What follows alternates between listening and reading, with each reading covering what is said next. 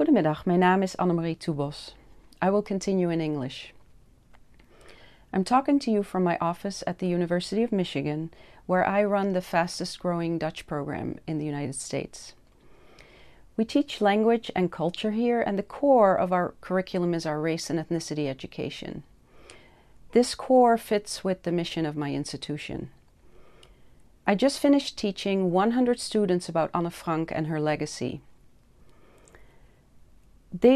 What my students do is they look at the diary as a human rights document, and in parts of the course they hold it up against human rights violations in Dutch and American history as it relates to racism in society today.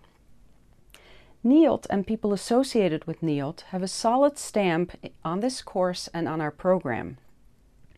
My students visit the NIOD website for information. I send them there to do their research all the time. They read articles by David Barnau, who was also a lecturer in this program. They read Harry Pape, several articles by him. And they read articles by Dinke Hondius, who has worked in collaborations with NIOD, and whom I'm talking to about a visit possibly to this campus to talk about Dutch slavery in the United States. And Evelien Gans would have been our memorial lecturer here 3 months ago. And when I heard that NIOD was involved in this 45-49 research study, my heart sank right through this office floor. I do not know how to reconcile this. Here is a National Genocide Center that has decided to put itself shoulder to shoulder with, as I understand from the people in the room with you today, with a research institute under the Dutch Ministry of Defense, a research institute that consults the Dutch state as it defends itself against war crimes, claims of war crimes. As we say in the United States, this does not pass the smell test.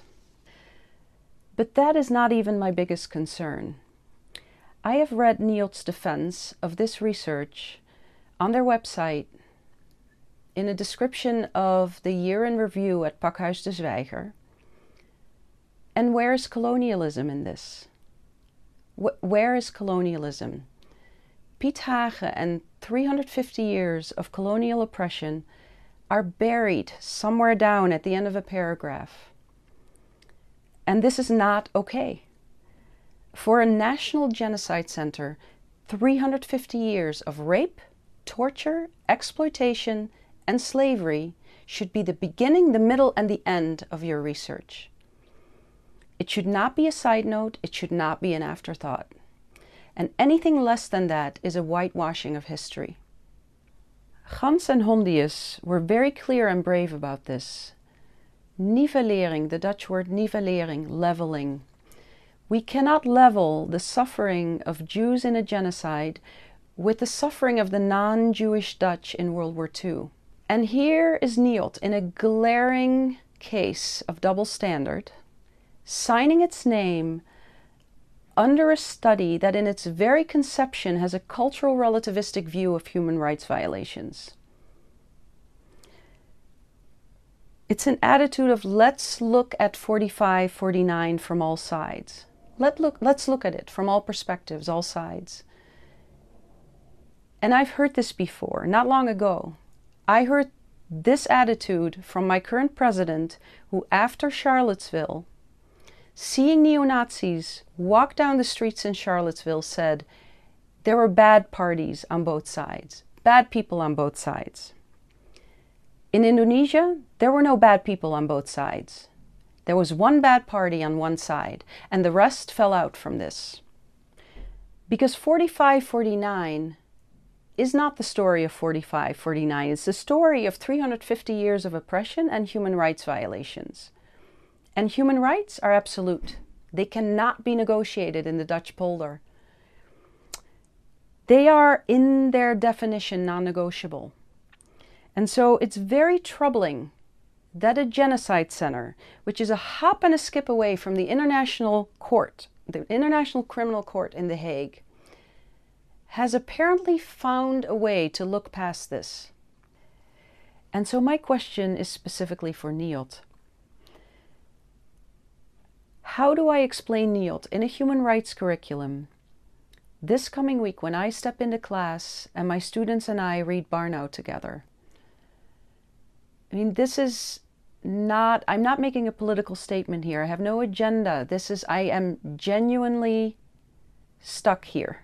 My students implicitly trust the research direction I send them in, the websites I send them to. And I do not know how to explain this. I do not know how to explain NIOD's role in this research. And so I don't know how NIOD knows how to explain this to the Netherlands, to the world. And so I hope that NIOD has a moment van bezinning, a moment of reflection today in this meeting, and clearly, unequivocally distances itself from any cultural relativism in the face of oppression.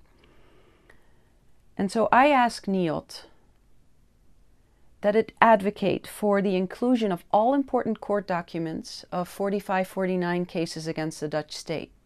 Sit down with Jeffrey Bundar, sit down with Lisbeth Zegveld, find the most important documents and include them in the write-up of this study.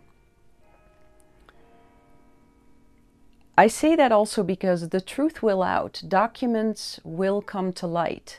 And NIOD knows this. NIOD understands what happens when you bury documents such as documents about a ship called the Van Imhoff. You know what I'm talking about. And so that's one question I have for you. The other question I have for NIOD is that you advocate for an independent write-up of the conclusion of this research, not by one of the 3 research institutes that's signed on the dotted line here, but by an independent institution. A write-up, a conclusion that 350 years of oppression deserves. Because you are the Genocide Center. Thank you.